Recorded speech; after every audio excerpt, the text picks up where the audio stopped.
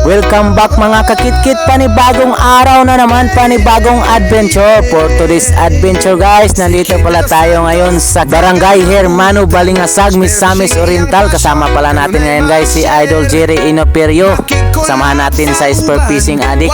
Yan guys, sa video ito guys ay papakita lang namin guys kung paano namin nahuli yung isang rainbow runner na nagtitimbang ng 1.6 kg at kung paano dumaan yung isang malaking giant trevally guys. Yan, habang nire-recover namin yung huling isda.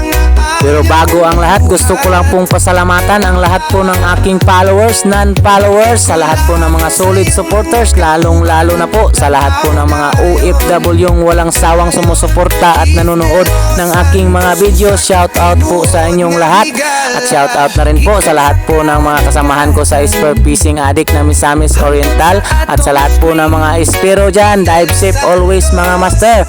And guys, enjoy watching. God bless us all always. Bukito, Spear Fishing Vlogs, puno sa inspirasyon.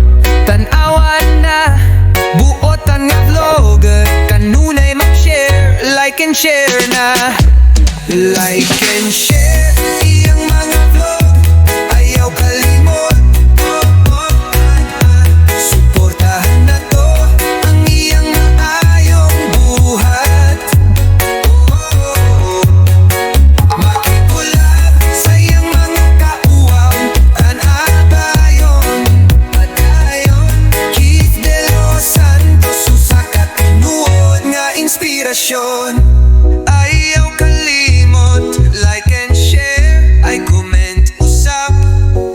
Iipakita na to ang atong suporta, kaya ngayang pasalamat.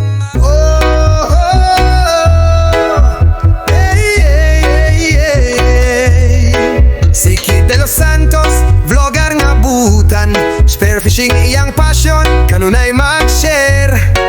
Makikolab sa uban, walay pagduha-duha, butang nga content creator, kanunay mag-care. I like a share, like and share, iyang mga vlog, karon dayon. Yan guys, maraming salamat po pala sa inyong walang sawang suporta at walang sawang panonood. Thank you for spending your valuable time, love and support. Ito po pala si Keith De Los Santos na laging nagsasabing, never stop being a good person no matter how bad someone else treat you. Their words and their actions reflect who they are. You can sleep with peace of mind knowing that you never hurt anyone. Hanggang sa muli po, stay humble. Bye-bye!